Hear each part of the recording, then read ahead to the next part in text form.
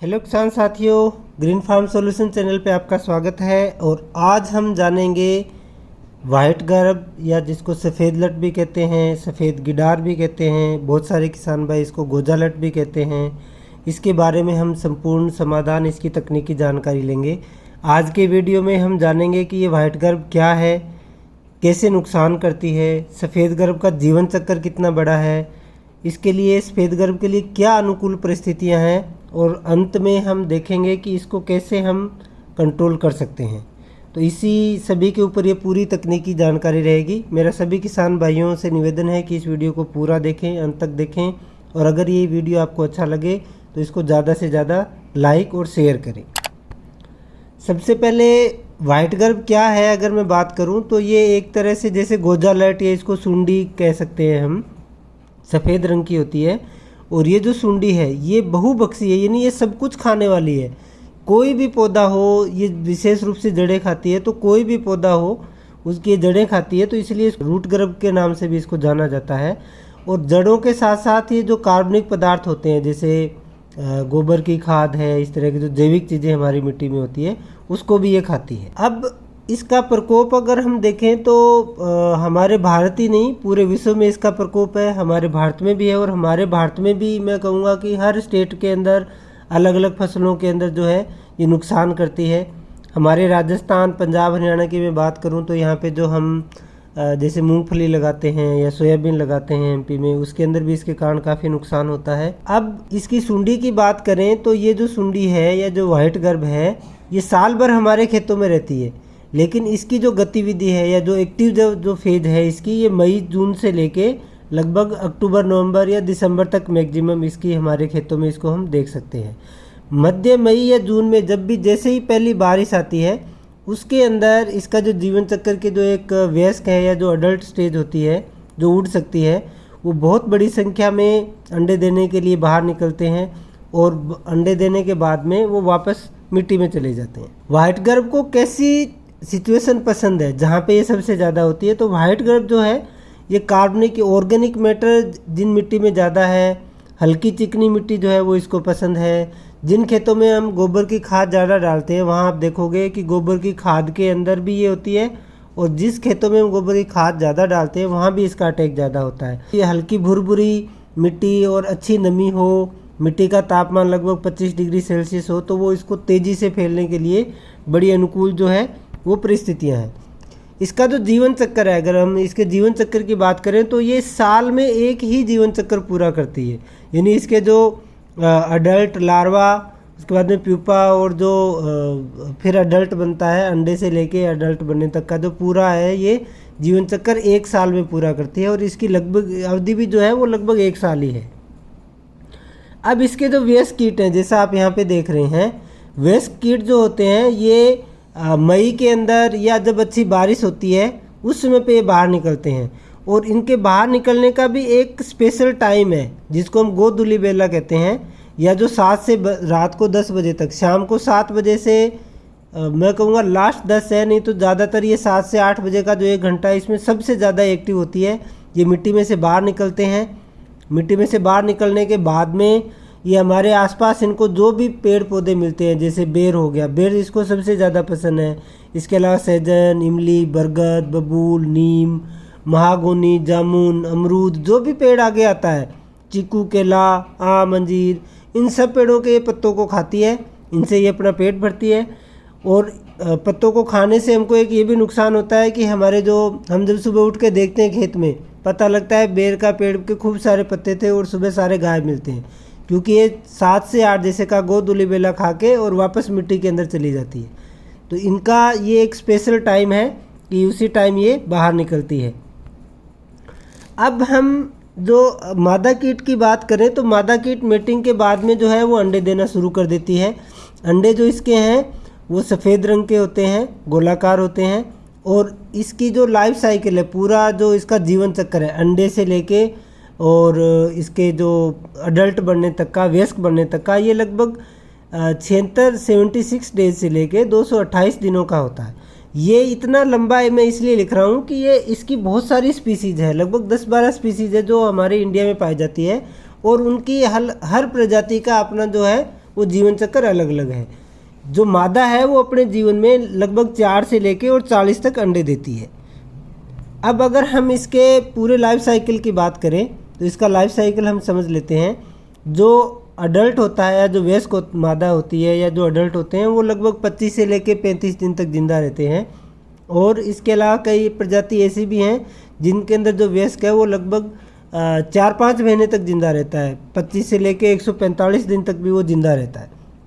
मादा जो है वो अंडे देती है और जो जैसे मैंने कहा 4 से लेके 40 अंडे तक वो देती है अपने जीवन काल में। अंडे इसके सफ़ेद और गोलाकार होते हैं। अंडों के अंदर से जो लार्वा है ये लगभग 14 दिनों में लार्वा बाहर निकल जाता है। अंडों की जो हैचिंग जिसको हम बोलते हैं वो लगभग 14 दिनों में हो जाती है। हैचिंग के बाद में जो लार्वा है, मैं कहूँगा कि ये जो इसकी सबसे खतरनाक स्टेज है, ये सबसे लंबी भी होती है। ये अगर हम देखेंगे तो प्रजाति टू प्रजाति, स्पीसीज टू स्पीसीज लगभग 56 दिन से लेके और 200 दिन तक की होती है। जब ये अपना पूरा लार्वा जीवन काल पूरा कर लेता है व्हाइट गर्भ, उसके बाद में इसका प्यूपा बनता है जो लगभग 10 से 25 दिन का होता है। और उस प्यूपा में से फिर अडल्ट निकलता है। वो अडल्ट जैसे मैंने कहा कि 25 से लेके 35 दिन या लगभग 145 दिन की उसकी अवधि होती है। तो ये जो पूरा इसका जीवन चक्र है ये 1 साल में पूरा होता है।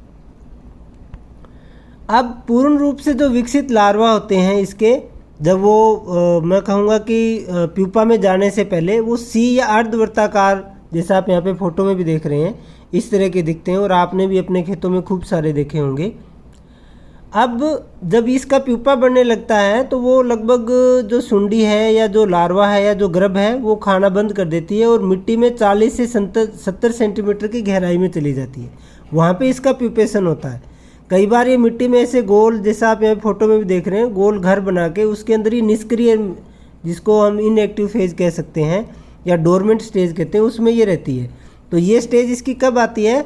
जब ये हमको पूरा नुकसान कर लेती है। आप यूँ समझे कि नवंबर दिसंबर में जब सर्दियाँ या मौसम बदलने लगता है, जब हमारी फसलें पकने वाली होती है, उस समय पे ये जो है ये प्यूपेशन में चली जाती है। अब इसके कारण हमको नुकसान कैसे होता है? जैसे मैंने कहा कि ये सिर्फ जड़ों को खाती है, इसीलिए इसको रूट गर्भ भी कहते हैं।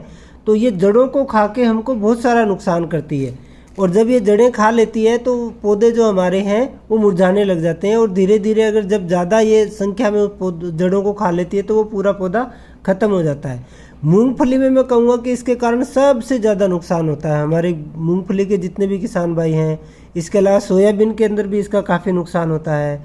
इसके अलावा मैं कहूँगा कि जो नींबू वर्गीय फल हम लगाते हैं जैसे सिट्रस, किन्नू, नींबू, उनकी जड़ों को भी ये काट देती है। और मैं यहाँ पे ये कहूँगा कि जैसे जो फल वाले पेड़ों में इसकी जड़ें काटने के कारण जो पौधा जहाँ पे जो जड़ खाने के कारण जो घाव हो जाता है उसके अंदर फिर जो दूसरी फंगस है या बैक्टीरिया है वो आक्रमण कर देते हैं। जैसे मैं एक एग्जांपल लेता हूँ अमरूद का। अमरूद के अंदर इसकी जड़ें खाने के कारण फिर जो दूसरी जो फंगस है, जड़ गलन वाली जो फंगस है, रूट रोट फंगस है, उनका भी आक्रमण हो जाता है। यानी उनके लिए एक एंट्री पॉइंट बन जाता है। तो इस तरह से ये जड़ों को खा के हमारी बहुत सारी फसलों को नुकसान करती है।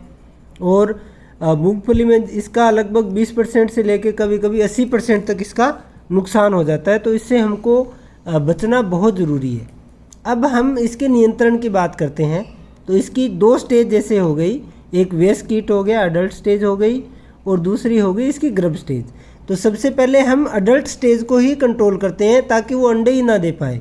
तो अडल्ट को कंट्रोल करने के लिए सबसे बढ़िया है कि हमारे खेतों के आसपास जितनी भी झाड़ियाँ हैं उनको हम काट दें ताकि जो वयस्क है वो पत्ते खाने के लिए उनको नहीं मिलेंगे। जैसे मैंने कहा कि ये डस्ट टाइम, गोधूली बेला जो शाम का टाइम है, उस समय पे ये पत्ते खाने के लिए बाहर निकलती है, तो ये पत्ते नहीं मिलेंगे तो ये फिर भूख से मर जाएगी।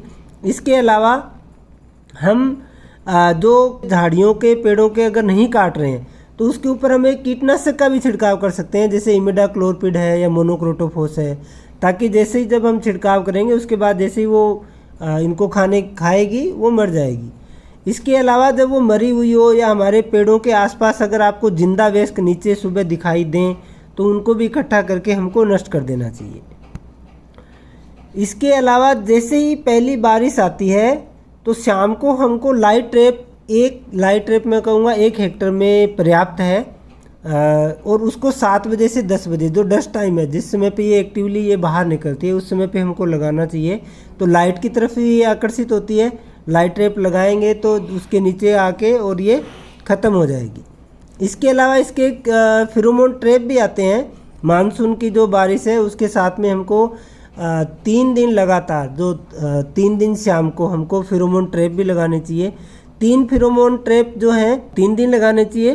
प्रति पेड़ हमको 15 मीटर के दायरे में इनको लगाना है, 15-15 मीटर पे।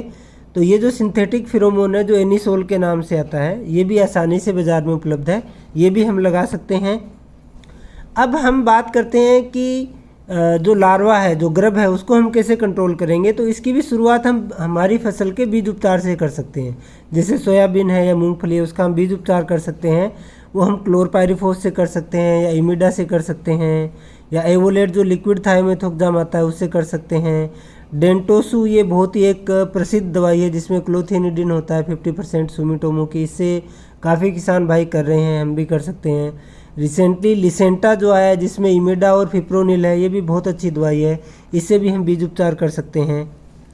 अगर इन एनी केस हमने बीज उपचार नहीं किया है तो बाद में हम क्या कर सकते हैं, खड़ी फसल में या फसल लगाने से पहले यही जो लिसेंटा है इसको हम 150 ग्राम 150 ग्राम प्रति एकड़ के हिसाब से हमारे खेत में डाल सकते हैं। डोज बहुत कम है तो आप इसको कोई भी रेत में या गोबर की खाद में भी मिला के इसको हम डाल सकते हैं। इसके अलावा जो क्लोरेंट्रानिलिप्रोल जो आता है फर्टेरा के नाम से एफएमसी का, इसको भी हम 4 से 7.5 किलो तक 1 एकड़ में डाल सकते हैं। इसके अलावा वोल्टेक्स एफएमसी कंपनी की आती है जिसमें थायोमेथोक्साम और फिप्रोनिल है, ये ग्रेन्यूल फॉर्म में है और इसके भी काफ़ी किसानों ने यूज़ किया है, इसके भी बड़े अच्छे फीडबैक आए हैं, ये भी बड़ी अच्छी दवाई है। और इसके अलावा जो मैं कहूँगा कि क्विनाल्फास और जो इमिडा है, लगभग 1 लीटर क्विनाल्फास और 250 ml इमिडा प्रति एकड़ हम इसको भी सिंचाई में दे सकते हैं। सिंचाई पानी के साथ में इसको आप ड्रिप से दे सकते हैं या इसको आप मिट्टी में मिलाकर भी डाल सकते हैं। इसी तरह से जो लिसेंटा है इसको भी हम ड्रिप के द्वारा दे सकते हैं। बाकी जो है ये ग्रेन्यूल फॉर्म में है तो इनको हमको मिट्टी में मिलाना पड़ेगा। तो धन्यवाद किसान साथियों, मुझे पूरी उम्मीद है कि जो आज मैंने व्हाइट गर्ब पे ये इतनी अच्छी आपको जानकारी दी है बहुत पसंद आई होगी। सभी किसान भाइयों से निवेदन है कि इस वीडियो को ज़्यादा से ज़्यादा शेयर करें, अपने सुझाव कमेंट्स बॉक्स में ज़रूर लिखें। धन्यवाद।